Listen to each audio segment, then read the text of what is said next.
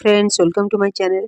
So, my dear students, in this video, I will explain what is the meaning of the verb and what are the different types of verb.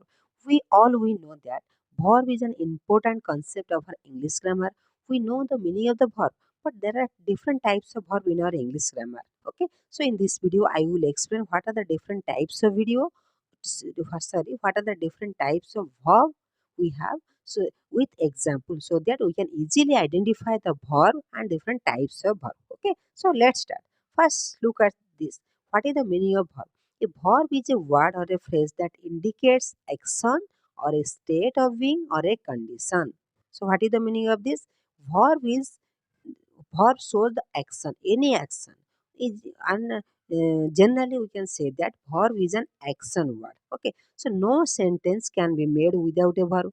Can we form a sentence without a verb?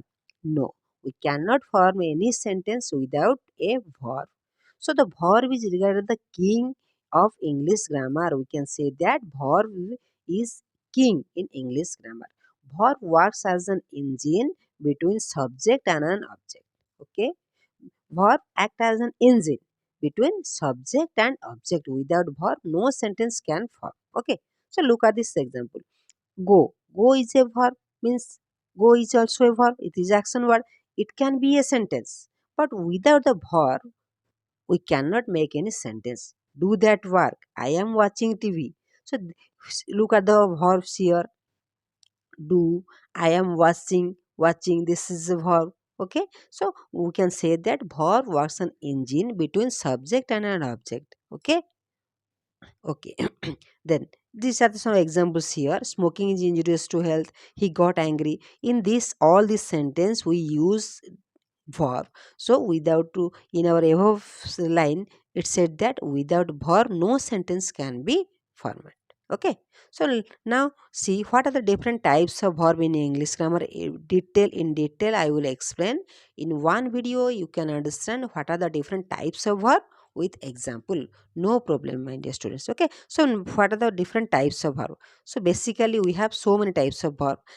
For example, these are the types of verb like main verb, that is called principal verb, or that is also called lexical verb. Regular verb or weak verb, irregular verb or strong verb, transitive verb, intransitive verb, finite verb, non-finite verb, linking verb, auxiliary verb, modal verb, reflexive verb, infinitive verb, ergative verb, phrasal verb, dilexical verb, stative verbs, dynamic verbs, gerund verbs, non-continuous verbs. These are the different types of verbs we have. Okay, so one by one I will explain it, and so that you can easily understand this. Main verb. What is the meaning of the main verb? The main verb is the verb in the sentence that express the action or state or being the subject. Main verb means this is the main verb which explain the action. Look at the example here: dance, play, eat, jump. These are known as the main verb which perform the action. Okay, so now come to helping verb. We know that helping verb helps the main verb to describe the action that happen in the past or happening in the present or will happen in future. What is the helping verb? Helping means to help someone. So helping verb helps the main verb.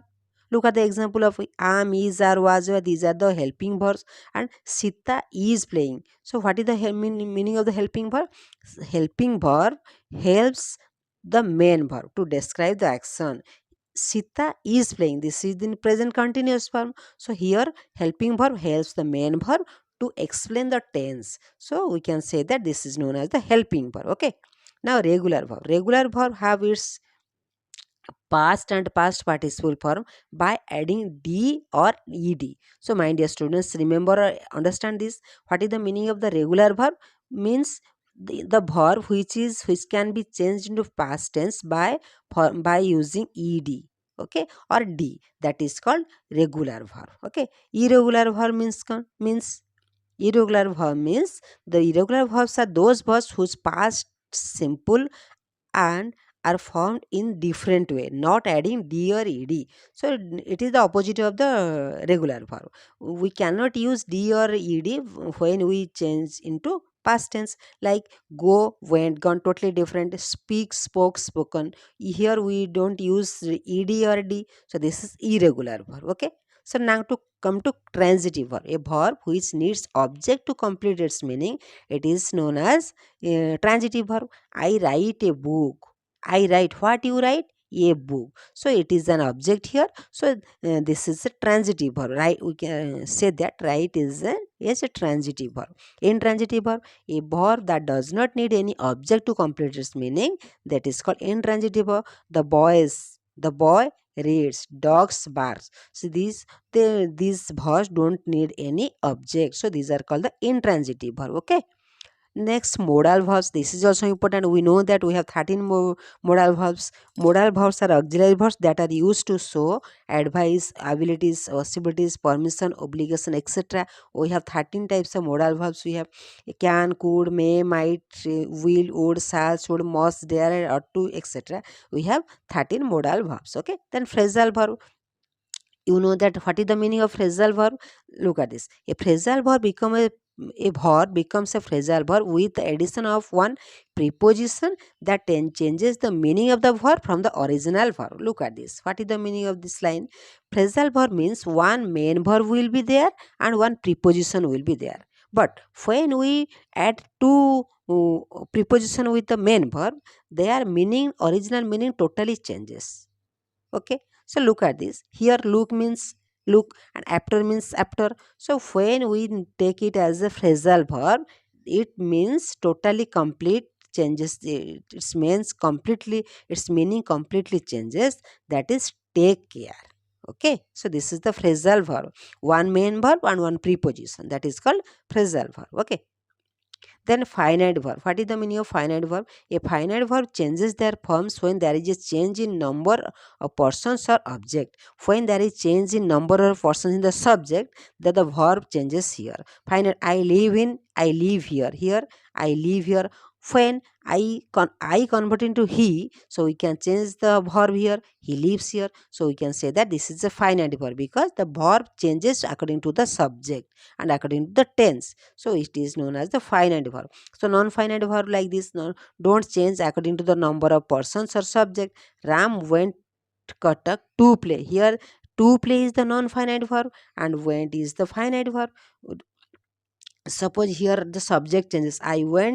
Katak. I went Katak to play. No change in non-finite verb. Okay.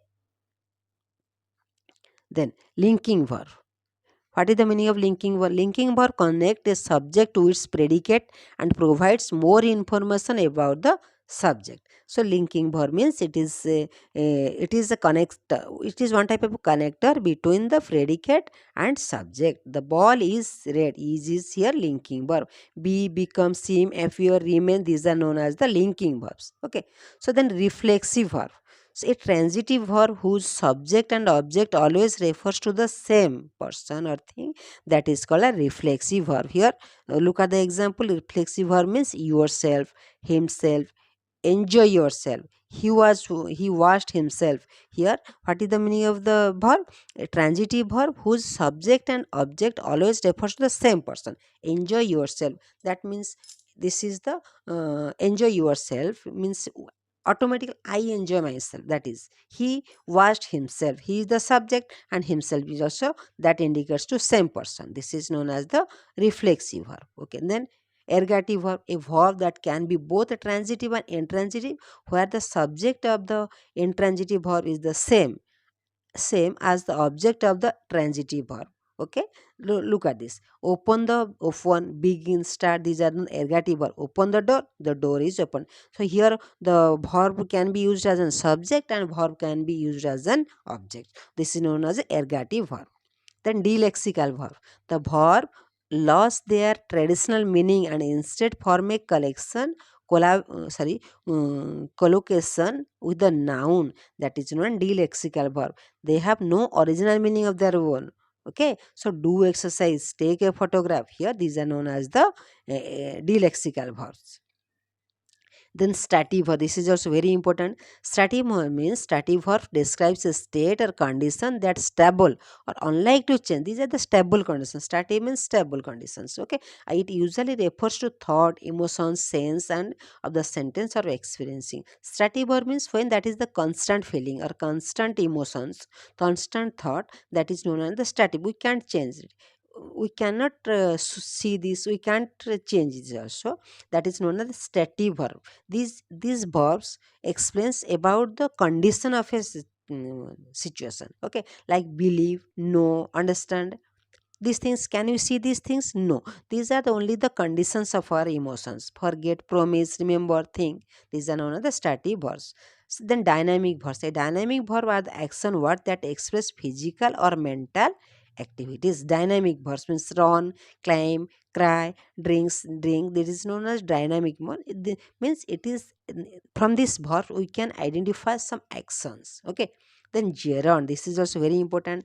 A gerund is a noun form of the verb that ends with ing form. Means this is the verb. It is the combination of ing form of the verb and which is used as a noun in the sentence. Okay. So look at the example. Smoking is injurious to health. Dancing is good for health. Here, dance is a verb, but when we add ing in the dance, ing in the verb, main verb dancing, and used as a noun, that is known as the gerund verb. Okay.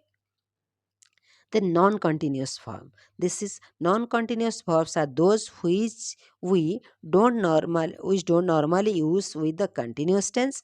These stative verbs are about the state, not action, and they can't express the continuous or progressive aspects. Means we cannot change into continuous form. Look at this. Hate, hating, we can't, maximum time we can't use hating. Liking, loving, preferring, wishing. Okay, so sometimes these are used on ing form, but generally we can't use the ing form of the verbs. So this is known as the non-continuous verb. Okay. So, my dear students, these are some examples or these are some types of verbs. This is very important. Okay. So, all of you know, see this and remember or understand what is the meaning of the verb and what are the different types of verb and what with example. In this one video, you can get the total idea about the verb. Okay. So, my dear students, thank you all. God bless you.